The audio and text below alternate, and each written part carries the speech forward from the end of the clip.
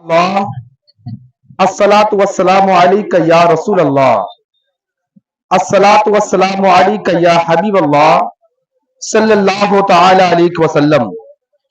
आइए एक बार बारगाह रिसालत मआब सल्लल्लाहु तआला अलैहि वसल्लम में दरूद पाक पेश करें। अल्लाहुम्मा सल्ली अला सय्यदना शफीना हबीबना मौलाना मुहम्मदिन बारिक वसल्लिम सलातु व सलामुन अलैका या रसूल अल्लाह सल्लल्लाहु तआला अलैहि वसल्लम। मेरे प्यारे दोस्तों, मैं चंद मिनट के लिए आप लोगों के सामने पेश हुआ हूं और हमारे यहाँ का जो खतीब व इमाम है उस्ताजुल उलमा हजरत अल्लामा व मौलाना जनाब अब्दुल करीम साहब यहाँ पे जलवा अफरोज है। मैं सिर्फ 5-7 मिनट के लिए आप लोगों के सामने पेश हुआ हूं। मेरे प्यारे दोस्तों, ये जो ईद का दिन है, ईद के दिन का मैं एक छोटा सा वजीफा आप सबों के सामने पेश करता हूं। इंशाअल्लाह ये वजीफा अगर आप करते हैं तो इसमें बहुत ही अनवार और रहमत की बारिशें पैदा होगी। बोलिए सुभान अल्लाह।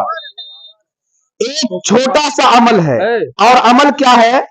सुबहानल्लाहि व बिहम्दिही, सुबहानल्लाहि व बिहम्दिही।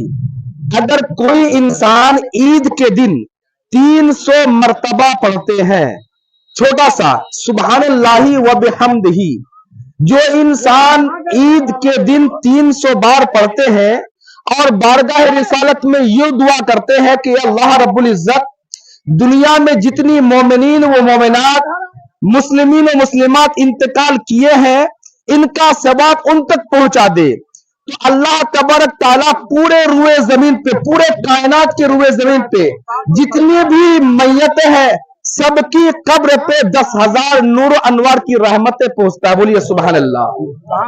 और वो इंसान जब खुद पढ़ता है, जब उसका इंतकाल जब होगा, चाहे 1 साल के बाद हो, चाहे 10 साल के बाद हो, उनके कब्र में भी 10,000 मर्तबा नूरे अनवर की बारिश रहमत बरसती है। बोलिए सुभान अल्लाह। मेरे प्यारे दोस्तों, ये जो ईद का दिन है, जैसे हम लोग ईद की नमाज पढ़ने के लिए आते हैं तो हदीस में ये आता है कि आप एक रास्ते से आइए और दूसरे रास्ते से वापस जाइए। अगर रास्ता एक ही है कि उसी रास्ते से हमें आना है और उसी रास्ते से जाना है, तो आप दाहिनी तरफ से आइए और जब वापस जाए तो बाएं तरफ से जाइए। इसमें क्या होता है? और आप ये वजीफा पढ़ते रहिए, ये कलमात पढ़ते रहिए। क्या? अल्लाहु अकबर, अल्लाहु अकबर, ला इलाहा इल्लल्लाह, वल्लाहु अकबर, अल्लाहु अकबर, वलिल्लाहिल हम्द। ये तकबीर तशरीक है। इससे क्या होता है कि जब आप एक एक कदम को आगे बढ़ाते हैं तो अल्लाह तबारक व तआला एक कदम के एवज एक गुलाम को आजाद करने का सबब अता फरमाता है। अरे आप तो बोलो सुभान अल्लाह। ये ईद का दिन है मेरे भाइयों। जैसे रमजान में एक मर्तबा कोई सुभान अल्लाह पढ़ता है तो अल्लाह तबारक तआला उसके नाम से जन्नत में 70 पेड़ को उगा देता है। बोलिए सुभान अल्लाह। आज भी वही सवाब है, ईद के नमाज तक वही सवाब है। अगर आप ईद के नमाज तक के एक मर्तबा सुभान अल्लाह पढ़ते हैं तो अल्लाह तबारक व तआला आपके नाम से जन्नत में 70 पेड़ को उगा देता है। बोलिए सुभान अल्लाह। मेरे प्यारे दोस्तों और भाइयों, आज ये ईद की खुशी का मौका है। हजरत सैयदना उमर फारूक रज़ी अल्लाह तआला अन्हु ईद की नमाज पढ़ाने के लिए जानमाज पे खड़े हुए। जानमाज में खड़े होने के बाद जब आप वहां से घर गए तो आपके आंखों से आंसू जारी हो गए, आप रोना चालू कर दिए। आपकी अहलिया ये पूछती है, मेरे सरताज ये बताइए, जो ईद का दिन होता है वो खुशी का दिन होता है, वो आंसू बहाने का दिन नहीं होता है। आप किस सबब रो रहे हैं? आपकी आंखों में आंसू क्यों है? आहा, हजरत उमर फारूक के जवाब सुनकर आप मचल जाएंगे, आप मचल जाएंगे।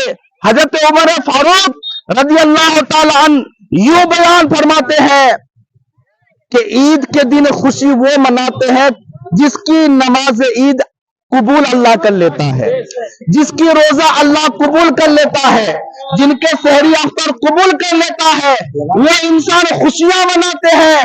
पता नहीं मैंने जो ईद की नमाज पढ़ाई है, मैंने जो रोजे रखे हैं, मैंने जो तरावी पढ़ी है, अल्लाह तबारक ताला मेरी नमाज को कबूल फरमाए है कि नहीं है। मेरे प्यारे दोस्तों, हजरत उमर फारूक जैसे, हजरत उमर फारूक जैसे, अमीरुल मोमिनीन जैसे यूं फरमाते हैं कि पता नहीं मेरी नमाज कबूल हो रही कि नहीं हो रही है। मेरे प्यारे दोस्तों, आज हमें सोचना चाहिए, आज ये अफसोस का मकाम है कि ईद के दिन हम लोग कुर्ता पहन तो लेते हैं, नए कपड़े पहन तो लेते हैं, लेकिन हमारे पड़ोस में कोई जो यतीम बच्चे हैं वो नए कपड़े पहने कि नहीं पहने हैं।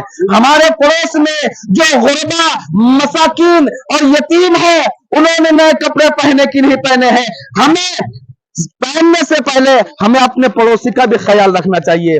मेरे प्यारे दोस्तों, हजरत हमारे उस्ताद उलमा यहाँ पे खड़े हुए हैं। बस एक जुमले के साथ मैं अपनी तकरीर को इख्तिताम कर देता हूँ।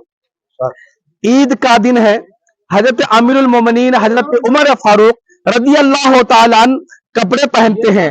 कपड़े पहनने के बाद वो अपनी अहलिया से कहते हैं कि मेरी चप्पल लेके आओ, मैं ईदगाह जाऊं नमाज पढ़ने के लिए। उनकी अहलिया चप्पल लेके आती है।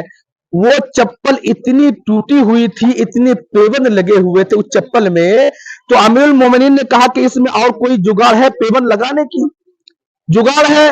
तो उसकी अहलिया कहती है कि इसमें इतने सारे पेबंद लग चुके हैं कि अब इसमें पेबंद लगने की कोई गुंजाइश ही नहीं है। ये किसकी बात हो रही है? ये अमीरुल मोमिनीन की बात हो रही है। ये किसकी बात हो रही है? ये बादशाहों का बादशाह की बात हो रही है। वो चप्पल टूटी फूटी और पेबंद लगी हुई चप्पल। तो हजरत अमीरुल मोमिनीन ने कहा इस चप्पल को रहने दीजिए, मैं नंगे पैर ईद की नमाज पढ़ने के लिए जा रहा हूं, मैं नंगे पैर ईद की नमाज अदा करने के लिए जा रहा हूं। तो उसकी अहलिया कहती है कि मेरे सरताज ये बताइए, जब आप ईद की नमाज नंगे पैर जाएंगे तो लोग क्या कहेंगे? तो अमीरुल मोमिनीन कहते हैं लोग क्या कहे इसका परवाह नहीं है, अल्लाह और उसके रसूल क्या कहते हैं इसकी परवाह है।